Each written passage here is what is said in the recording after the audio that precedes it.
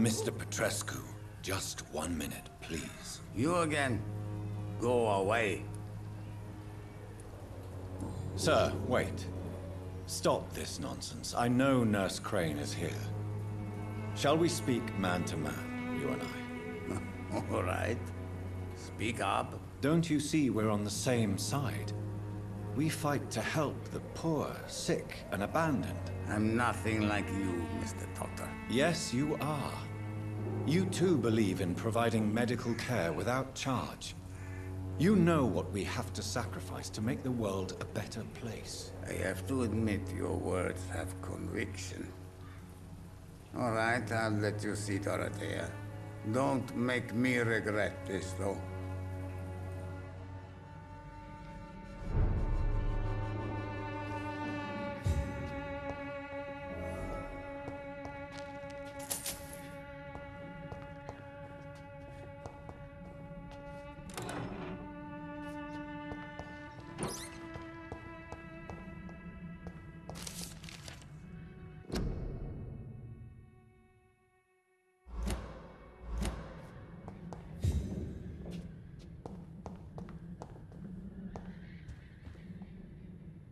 If you want to talk to Dorothea, We've not been formally introduced.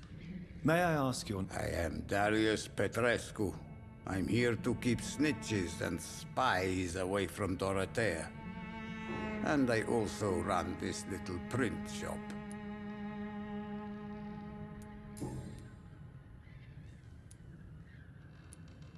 So Dorothy's real name is not Crane? Like myself and many people in this area, Dorothea is from occupied Romania. That's all you need to know. She seems important to the community. More than you can imagine. The West End does not want to hear of Whitechapel's misery.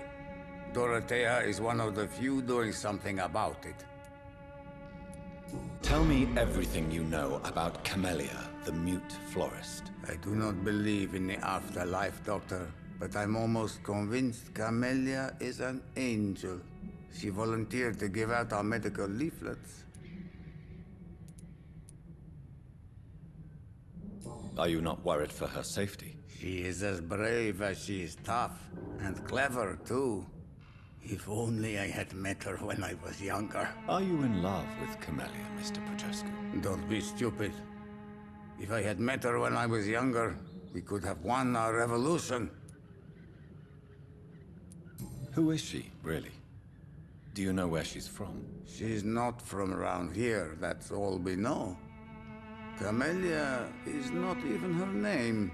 It's her favorite flower. You say she has no close family? Well, there's that awful poet who constantly follows her around like a lost puppy. A good man for sure, but a very poor writer. Did you refuse to publish Richard Nethercott's previous works, Darius? Yes, his manuscript is as pompous as he is starched.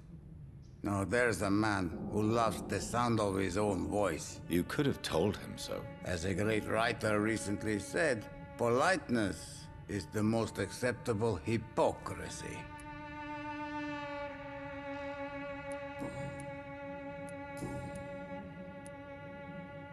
How did you meet Nurse Crane, Darius? Why does she trust you? I'm her oldest friend in England. Dorothea and I share many ideas about this country and about the country we left. You mean occupied Romania, don't you? Even if not directly, I fought against your enemies. Really? Then perhaps you have more in common with Dorothea than meets the eye, Dr. Reed. I know you fought for your country when it was occupied, Darius. Tell me more about it. I know my days are numbered, and I know I won't see my homeland again. But I fought for Romania all my life, and I will until my last breath. But Romania escaped the grasp of the Austro-Hungarian Empire. It's a free country again. But it's not the country I fought for. My homeland is not appeased, Doctor. And I still see a dark future ahead for my people. Do you have any family left, Mr. Petrescu? Children or grandchildren? Who knows? I have abandoned my people for so long, they might as well be dead. As dead as I am for them, I suppose. Don't be embarrassed, sir. If you must know, my own father disappeared many years ago, and I forgave him. It's quite awkward to talk about our families like this, but thank you, Dr. Reed. I appreciate your trust. This war won't last forever. Did you ever think of returning to your country now it's free? No. I have taught strength and determination to my sons and daughters. I'm an old, dying man who only has memories of better times to cherish.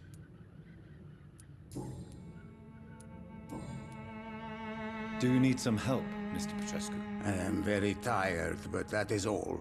I don't need you, Doctor. Well, I think you do. Take this, and you'll feel better.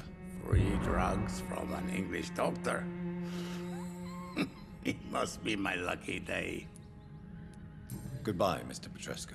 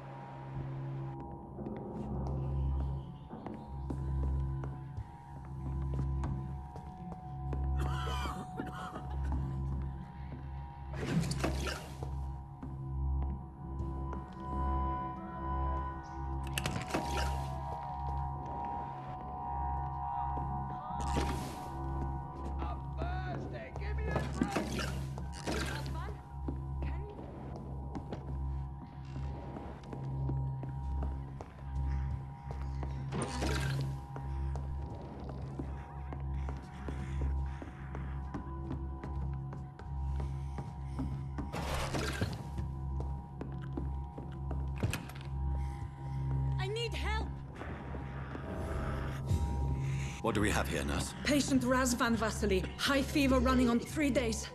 Complaints of dizziness, muscle aches, and head pain. Diagnosed with influenza. Treatment? Aspirin and salicin for the fever and discomfort. Liquids for dehydration, but he's having trouble keeping even water down. Thank you, nurse. Anything else I should know? He did lose consciousness this morning, but he's never had convulsions like these. He's not convulsing, he's choking. He's not getting any air. Scalpel! Hand me that scalpel! What can I do, Doctor?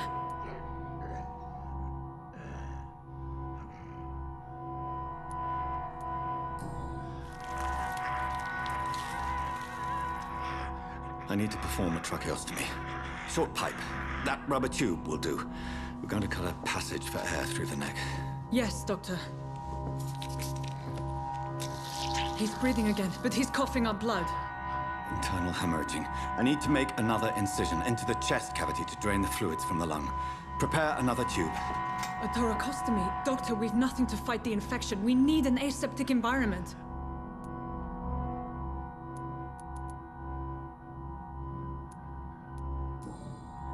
Right then, Nurse Crane. What do you suggest we do? I've no idea. I'm not the doctor. Time is of the essence. We need to perform a thoracic drain. Yes, Doctor.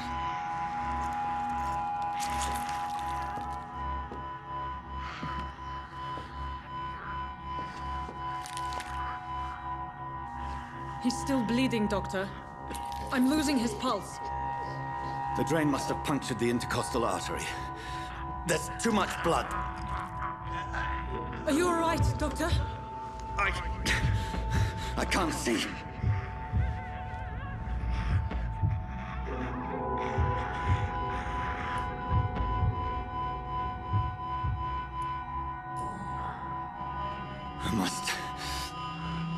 First, suture the artery.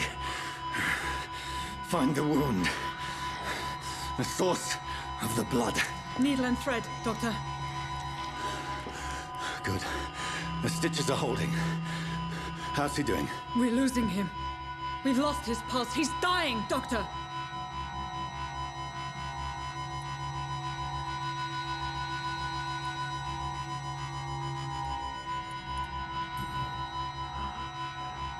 A dose of epinephrine, now. Yes, Doctor.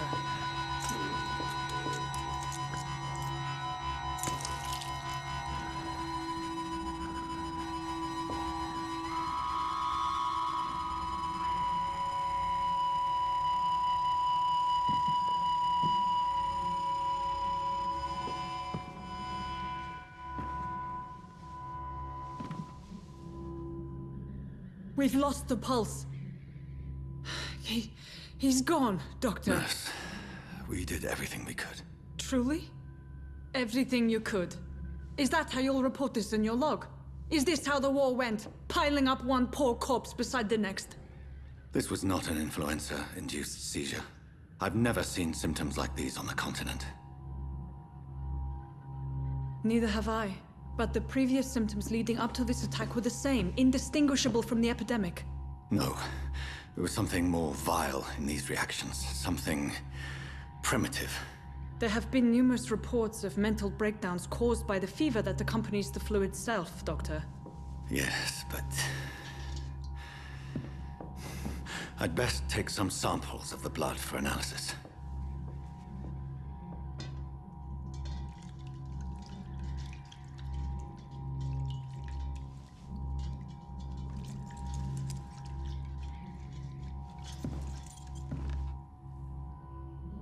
I doubt you're here to test my bedside manners.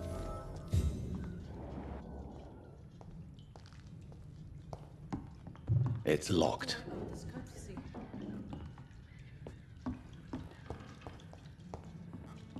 I suspect it was more than intuition alone that led you to us. So, how might I be of service, Dr. Reed?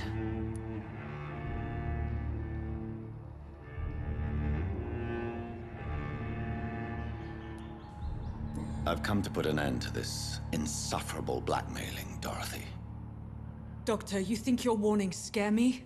I've stolen and plied, blackmailed and lied, but what else am I to do? I'm all these people have.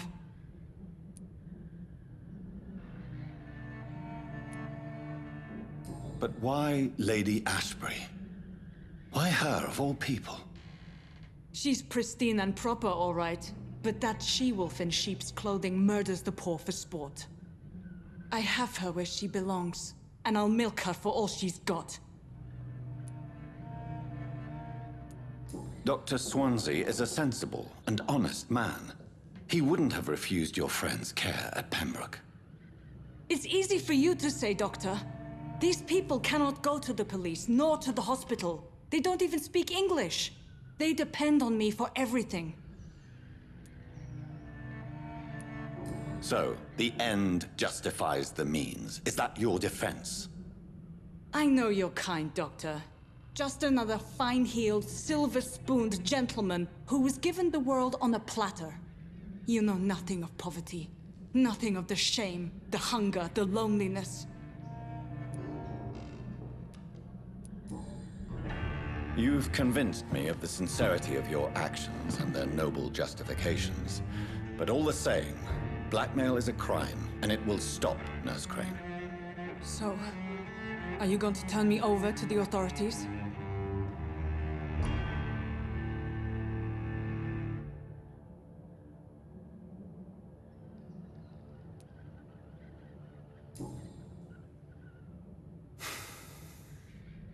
No. Your place is here. Jailing you would be an even greater crime. So, here is my proposition. I'll look the other way on your little enterprise. In exchange, you will resign from the Pembroke Hospital and provide me with medical supplies when the need arises. Dr. Reed! That sounds like a business proposition. My accomplice, then. No, just a privileged client. My research may require the occasional rare piece of equipment or ingredient. I'll pay good coin in exchange, fair and honest, to help finance your noble endeavors.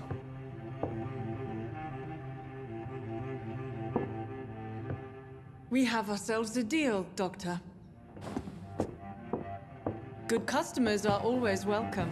Yes, Nurse Crane. We have a deal.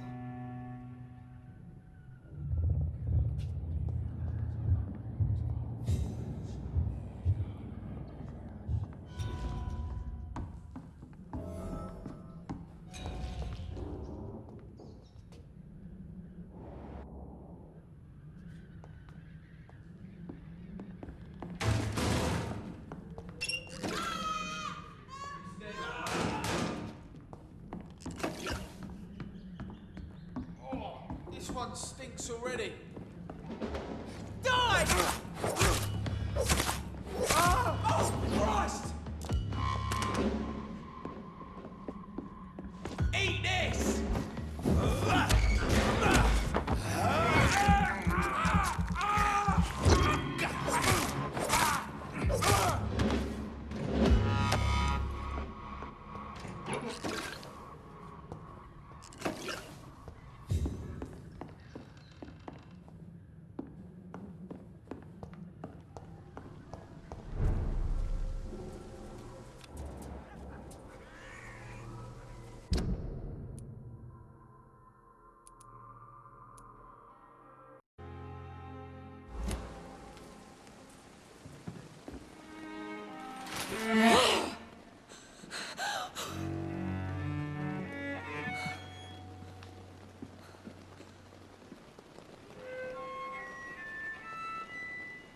I would ask you to avert your eyes, sir. Or did you not know it was rude to stare? I knew it. Speak up, Dr. Reed. I like a man who speaks his mind.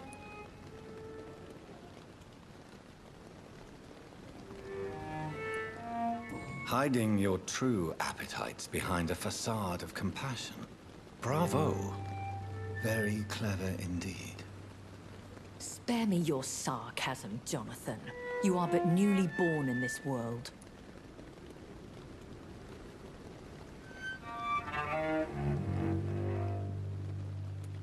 So in the end, the accusation was true, wasn't it? The situation is somewhat awkward nonetheless. I have not been observed sustaining myself for many decades. I have to say I'm a trifle embarrassed. Anyway, I have concluded my inquiries concerning your blackmailer. I see. Please excuse my agitated state. Under normal circumstances, I wouldn't let anyone see me in this condition. I must confess I have not put an end to the blackmail, my lady. Unfortunately, I could not bring myself to do it. I'm so disappointed in you, Jonathan. I didn't expect this from you. Lady Ashbury, you yourself admitted how ridiculous the sum of money was. I can assure you, it was all used for charitable ends. Well, you are full of surprises, aren't you, Jonathan? All right, say I trust you, but you will still pay the ransom. That is only fair. After all, it was you who failed to bring this problem to a satisfactory conclusion. I believe I could agree to that. And since a lady always keeps her promises, I will now answer any questions you may have.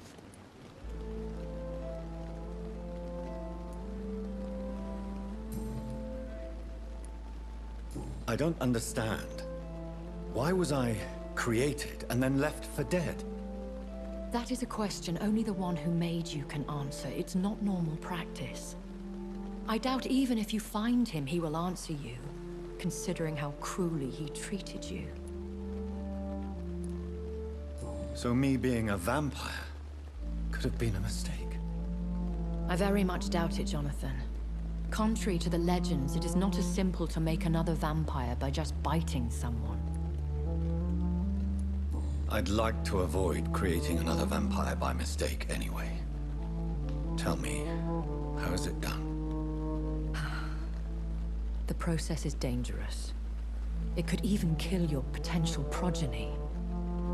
If you did decide to sire an offspring, they must drink of your blood, Jonathan.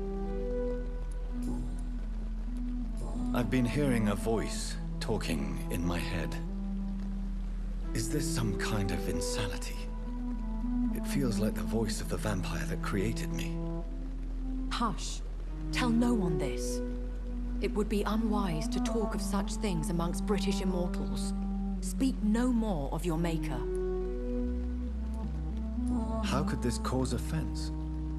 Only the powerful immortals can mentally call to their progeny. No vampire or hunter will sleep easy, knowing that an unidentified elder is stalking the streets of London. Excuse my forwardness, but... are you my maker? Me? Goodness, no. Only a foolish immortal would create a progeny without taking precaution, and I'm no fool. A vampire? Is that what I am? What we are? Such a crude word, defined by penny dreadfuls and drunken hacks. No. You are now an Ekon, and that you shall remain. Are you an Ekon too? Yes, I am. We are the closest thing to what man refers to as vampires. Forget what you think you know about us. So we are Ekons. How can I identify us amongst other vampires? How to put it? All Ekon are vampires. But all vampires are not Ekon. We are but a branch of the immortal tree.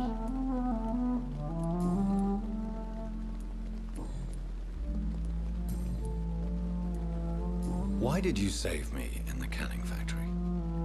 I could hardly stand by and watch such a promising young blood as yourself be torn to shreds by some gutter scowl.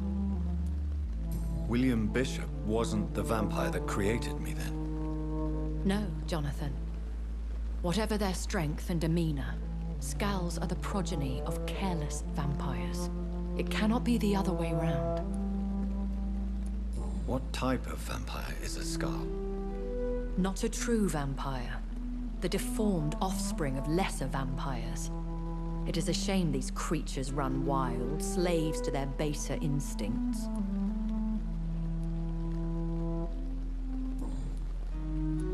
Why does Dr. Swansea allow you to feed on the patients of the hospital?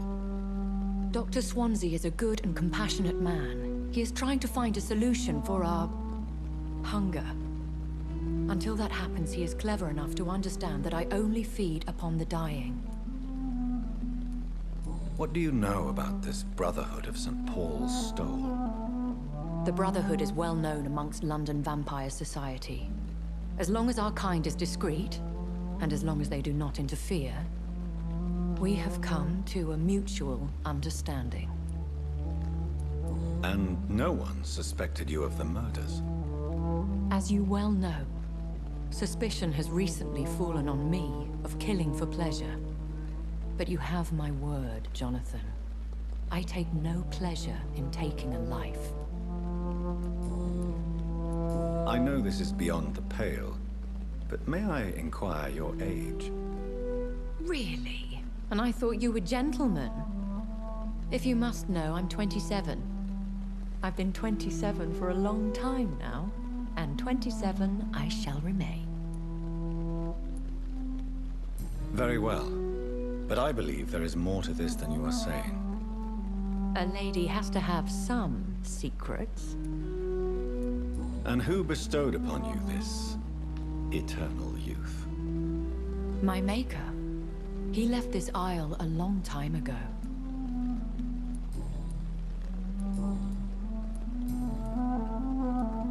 When I awoke, changed, I was chased and attacked by vampire hunters. Prepared and well-trained. Though I can't be certain. More than likely, it was the once glorious Guard of Priwen. Once glorious, but still dangerous. They have seen better days, but all fanatics are dangerous. You would be wise to stay clear. They are sworn to destroy our kind. You make them sound like some sort of cult. More a society. And like all the best ones, a secret society. I thought them almost gone, but it seemed they have been recruiting.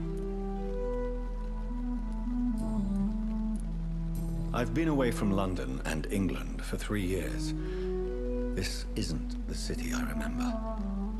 Things have gone from bad to worse here, Jonathan. I've lived in this city for a long time, and I've never seen it like this. The Spanish flu has hit London that bad. Yes, but it's not just that. I've heard things. Things I've not heard for a very, very long time.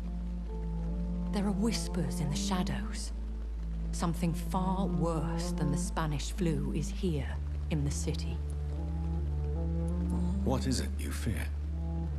Fear has long since flown this form. But there is something malevolent circling us. I feel fear is merely waiting in the wings.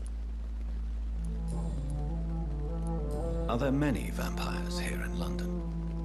Immortals are of a rare breed, and we often tend to hide.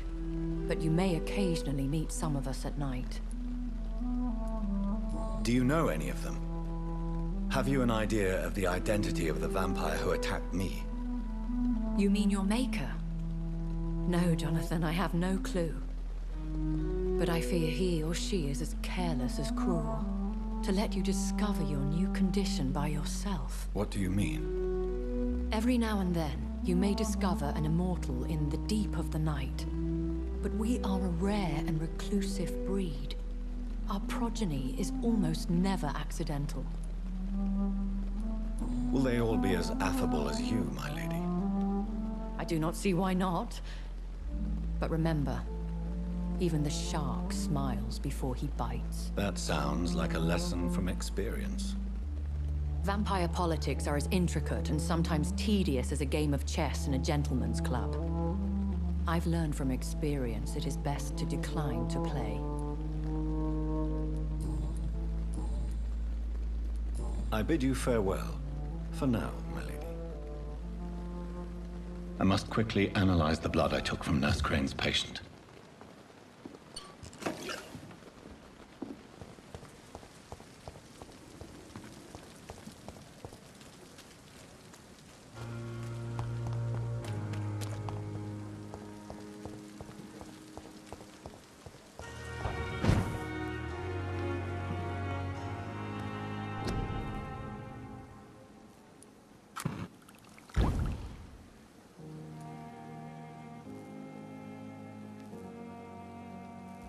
Razvan Vasily was infected by Spanish flu, but also has the highly unstable blood of the Scowls.